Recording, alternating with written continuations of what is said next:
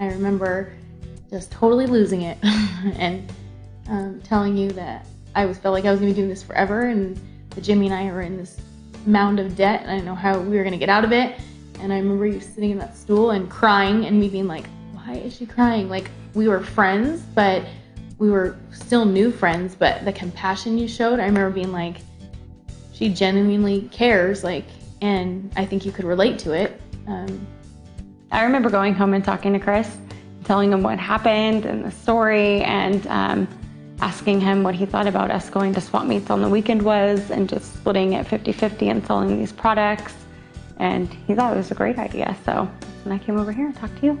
Yeah, because your original proposal was, okay, here's the idea. Mm-hmm. What do you think about selling these products that you can source based on your history, and we can sell them at swap meets? And I remember being like, oh my gosh, yeah, swap meets. And then I remember you saying, yeah, I've always thought about pepper spray parties. And then it was like a light bulb just like went off. And I remember like stopping and just, I can remember it like it was yesterday, just standing right there and just being in like a blank stare and being like, holy cow, this just got seriously serious. Mm-hmm. And so I remember you bringing, what was it, the next day? I brought my laptop and showed you all the products that we could sell. And you were like, pink? We could have pink? How many meetings did we have in this living room? One too many to count. I remember sitting here one day thinking, we're going to look back on this one day and be like, wow, remember when we used to sit at your house and have our meetings? And that is, you're so like the voice of optimism, because I remember sitting here being like, are we wasting our time? I just remember all those beginning nights and when we first started. Once you and I were like, let's do this, I just remember I would work on my cake business during the day, and then at night it was Damsel. And I would just stay up all hours, like creating content, product names. Our first event, that was the first like purchase we really made, and it was, we had to purchase 20 tickets for $20 and then sell the tickets to people. And then it was like, we did that in like half a second, and you were like, oh, they just called and they need a logo. And I was like, I don't have a logo. I remember like sitting down and trying to sketch what I had in my head onto that pad. And then you needed it. You need like a digital file. And I'm like, I have no idea how to do that. Here I am, like, the marketing. What was I? You're the vice president of marketing. I was the vice president, and you were the vice president of sales. We were so official with our titles. With just you and I, and that was it. The whole company. Do you remember the shirts that I made us? Yes. And you were going to hand iron on all the names for every single person who signed up. Damsel in Defense, and then our name on the back. Yes. I think one pro got one. No, I made those for like probably 4 or 5 pros, and then I was finally like, I don't have time for this. But I did. I handmade the, remember the flower? The flower, yes. You glued and you safety pinned. And then the letters. I love those shirts. I totally forgot about those. I still have my shirt. Do you have your flower still? I have my flower and my shirt. I'm so happy you saved your flower, because you were not a fan of the flower. No, I was not a fan of the flower in my hair either. When I started making you wear it in your head. Yes. Oh my God, I tried to decorate you like a table. Oh, I'm surprised I didn't make you wear pepper sprays around your neck. Oh gosh, I'm so glad you didn't think of that then. So then we get to that event, and I remember we were like, they are going to buy us out. This is our debut. This is it. We are making our arrival on the scene. And I remember it was 110 degrees. Oh, it was, and it was so outdoors. Hot. It was the end of September, and it was an outdoor event, and we loaded up $5,000 worth of inventory. How many boxes do you think that was? Oh, 20 boxes? 25 boxes? So many boxes. We had them, I remember stacking them behind our booth. We must have thought there was like thousands of people coming. How many people do you think came to that event? 100, 150. I remember seeing another direct sales company that had just launched the month before we did, and walking up to the booth and just having this moment of, oh, and being like, oh my gosh, what is this? And going up to the table and learning about it and just being like captivated and thinking here they were, and then finding out that they had launched the same, or the right before we did, and being devastated. Because it wasn't the owners doing that. No, they had representatives that were out doing their events for them. Right. And they were amazing. Right. And coming back to you at the booth and being like, Look at this, look at this, look at this, look catalog, at this. brochure. We didn't have any of that stuff. We had one brochure. We had the trifold. Oh, that thing was gorgeous. And I just remember being like, I am in way over my head. I cannot do you any justice as a business partner. You deserve better than this. Go look at that booth. You should leave now. I just remember you being like, no, absolutely not. And I was just, that day, that was a bad day. That was when I came home and cried to Jimmy, and I was like, I can't do this. I'm not good enough. I am not qualified for this. I am not a chief marketing officer. I'm not a VP. I'm not a VP of marketing. I'm not a marketing anything. Like, I just had my own business and I like to make things pretty. And I just remember feeling so unqualified. And I remember not being a quitter. I remember being like, I have to go back the next day. Because I knew if I didn't go back the next, didn't you go home and tell Chris? I did. I told him, I was like, you better get some rest because I think you're working the booth with me tomorrow. And I knew, I was like, I cannot make Chris go work that booth. And I remember going back the next day, and that was the day that the woman had come up to the booth and shared the story about the little girl that was pulled into the bathroom at the grocery store. I remember that story, and then I remember the girl on Park Center that was pulled into a car. And I just remember those stories. It was like God saying, nope, I know that the enemy is trying to break you down, and you're feeling defeated and, you know, self-doubt and self-criticism, but this is a calling on you and you need to stick with it. And I just remember that was like that fuel that I was like, okay, I am feeling completely inept, but I don't feel qualified. But that was when you and I were like, you know what? That's okay, because God doesn't call the qualified. He qualifies the called. And if we pray, he will raise us up, and he will create in us what he needs to make this company successful, because it was his business all along. I have to say, I've had some crazy freaking ideas, but you have always backed me. I am shocked. I don't know there why. There are a few times where I can remember sitting right over there. Like she's lost her freaking mind. With the tissue in these stupid boxes, and you being like, no, you have to fold it a different way. No, wait. Okay, so we sit down. You backed me. You sat down with Chris and Jimmy, and I was like, you guys, we need to brand our products. Every single product needs to be in Damsel packaging. And we're not sticking stun guns in just regular bags. Like, they need to be in like Damsel boxes with and I remember you being like, okay, I'm supporting her in this. And I remember Chris and Jim being like, okay, so who's going to stick every single stun gun in a box? And I was like, well, we will. I remember getting the box and putting tissue paper in the box. No. I remember telling you, like, but it wasn't even like about that. It was like, no, Bethany, you gotta grab it like this. And then you like toss it like this, and then you get the other side and you bring it down, and then you set it in the box. And I'm like, you should have run. I thought about that now. I think about it now, and I'm like, how was that not a clue to like? That was, you were warned. You were warned. The fact that you saw that happen, and I expected you to fluff tissue paper on every single box. Oh, but I can remember branding late at night when finally I was like, forget it, Mindy. I don't know what's going on. No, you know what the change was? So then we go to do the Poisey Christmas show. Yes. And we had to brand like. On your birthday. Yes.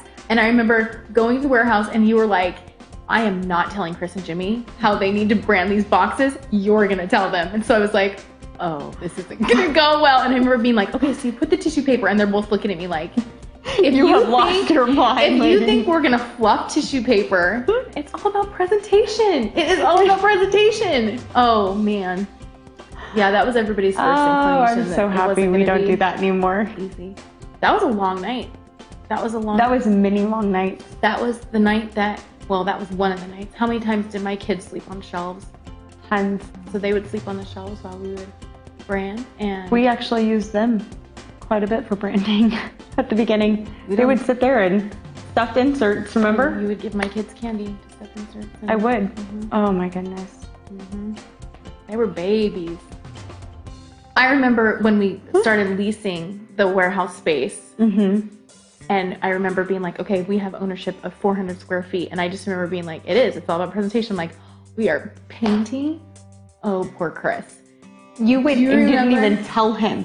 You went and bought paint and didn't even tell him. And he came back and he's like, what are you doing? And you're like, I'm going to paint. He's like, yeah, right. Like, you're going to finish painting. You're like, no, I love painting. He's like, how do I have this feeling that I'm going to end up painting this wall? He just didn't want to. I was like, I'll finish it tomorrow. And he's like, no, that thing's getting done today. You're not leaving paint out around here. And I remember him going in there and finishing on the walls.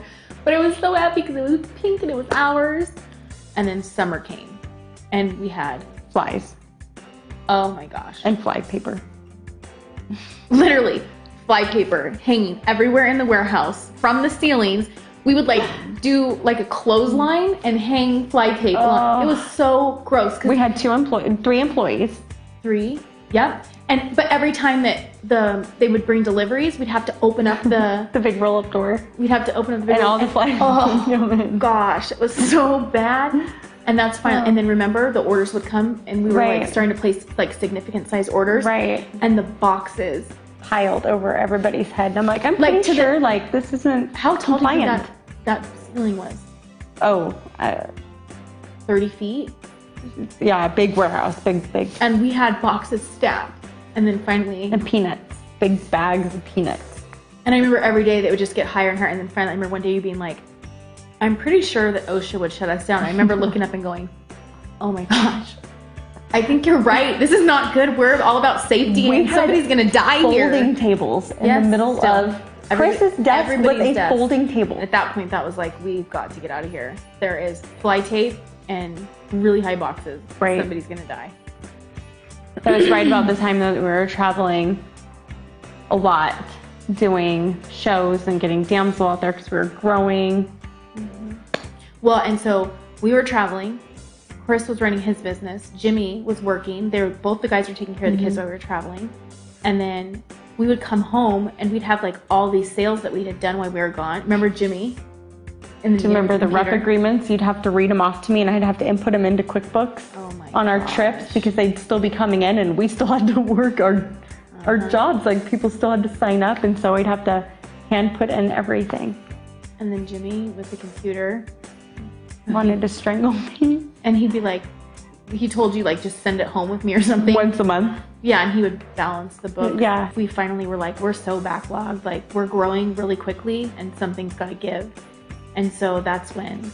Is that when they both came in? Yeah, that's when you guys were like, okay, we need to look at this and see if our households can. That was so scary for us. We were still paying off that debt. You were working that other job too. Oh my gosh, I was. And I remember in December of that year, you were like, I can't keep doing 3 things. Because I was trying to pay off the debt. Do cakes, and then the other company we were doing scheduling for, and then Damsel. And I remember Chris being like, okay, let's see if we can manage that couple $100 a month out of Damsel. I was doing that for $150 a month. And do you remember, like, could each family take $150 a month from Damsel to make it even? And we were like looking at, I remember that being a huge like step for us. There was that where the $150 a month, and then I was like, I cannot do cakes. I cannot do cakes. You had to.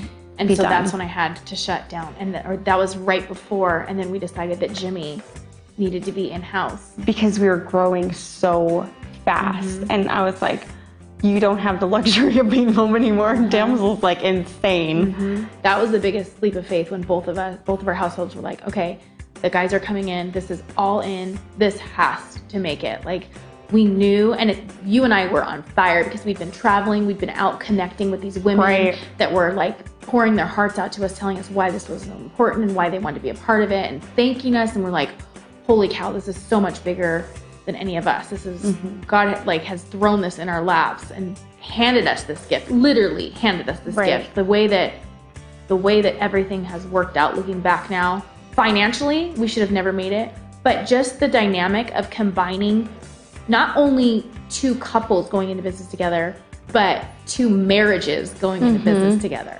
We thought we were good friends before. No, we were good friends before, but that, especially the traveling together and like becoming sisters, like living together, sleeping together, working together, being in a booth for 20 hours a day, like that was like a whole nother level. It's a lot of work right now, but that was like physical, like exhausting. I remember just getting back to the hotel. Delusion. At the end of the night, yeah. Just laughing. Falling over each other, like just being so delusional and exhausted. So tired. There was the times we were falling over each other and cracking up laughing. There was the times we were like, don't talk to me anymore. I'm done with you for the day. Like, there was always like, oh my gosh, that was so much work. So much work. So much fun. I always looked forward to the day that we got to look back at that though. Like, Yeah. I remember one day we get to look back at this and laugh and be like, do you remember when? That's like the sign that you saw. One day this will all be worth it. Yes. Yeah. Yes. I think my biggest regret, honestly, and this is truly my biggest regret, is that I didn't trust that there was a need in our household that God was filling, because he had something so much bigger to do, but this was instrumental in our household. And trusting that and believing that we had a future bigger for ourselves than we could ever dream. So that being said, my biggest regret is that I didn't document more. Like, we don't have enough pictures of the beginning. We don't have enough pictures of children sleeping on shelves, or us, the four of us, sitting in this living room meeting. You were always really like optimistic, and you always had a huge belief in it. I did, but I did not believe in it to the point to where it is now. today. Yeah. Like, I would have never guessed that. I thought maybe here in Idaho, maybe some pepper spray parties, you know, I would have never guessed. My favorite thing is like going, for example, to go get my tires changed and going to drop off my car, and they, you know how they take your keys and they hang all the keys on the rack? Right. When they hang my keys on the rack and I can see other keys that have our pepper spray or our Cubitons. That is my favorite thing, because I feel like it was always like, maybe one day Damsel will be a household name.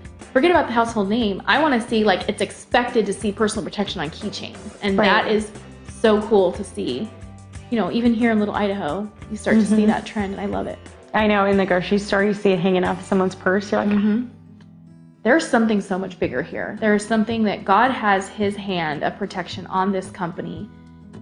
There's a reason. He's protecting it for something. He has a bigger plan for it.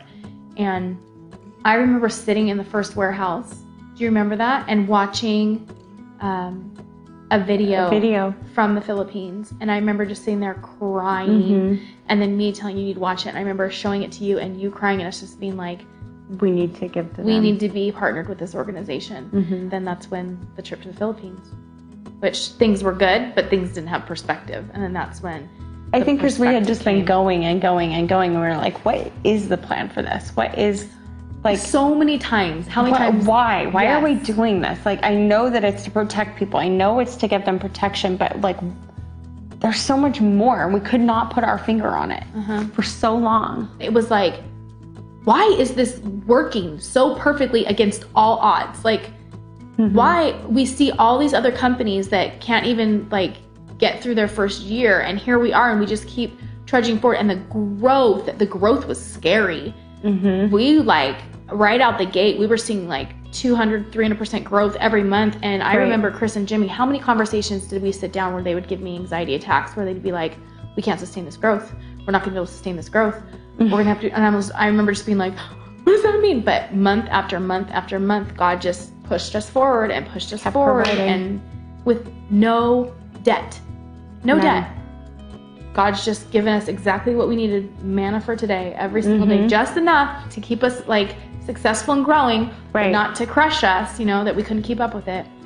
We've been through a lot of stuff together, but nothing has bonded us as much as that trip. That was life-changing for both of us, I think, to be able to experience that.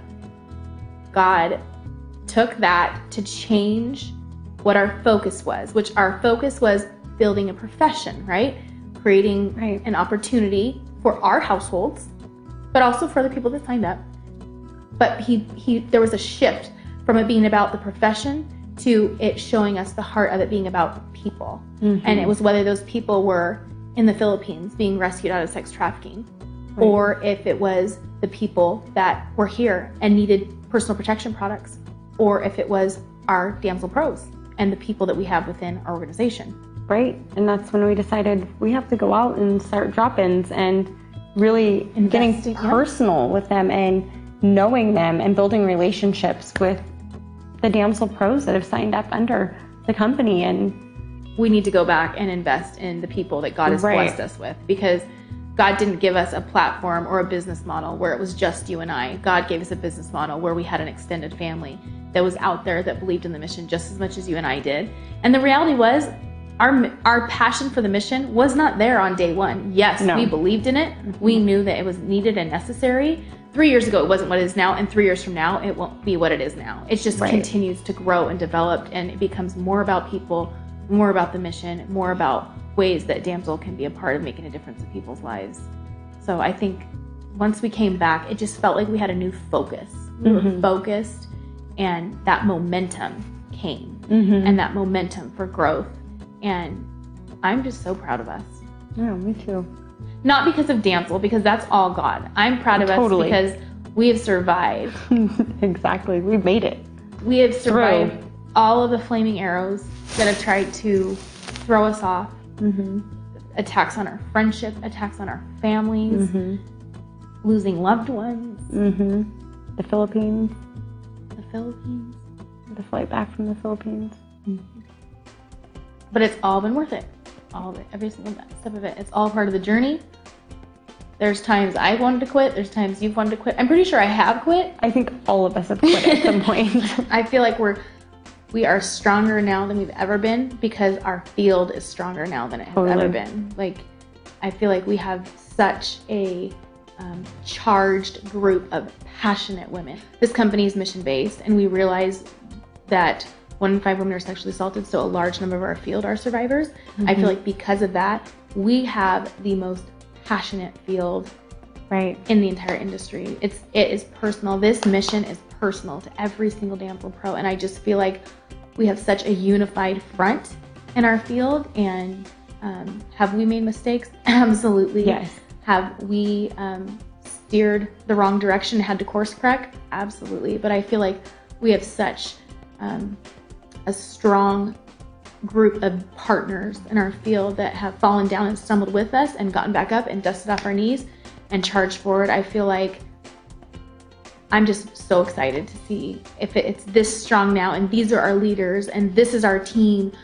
You know, they attract like-minded people. What's to come in the future? And I'm a little scared of how much growth will come, but it's exciting. It's really exciting just to not have to always project and think, you know, okay, what do you envision for the company in 5 years, Bethany?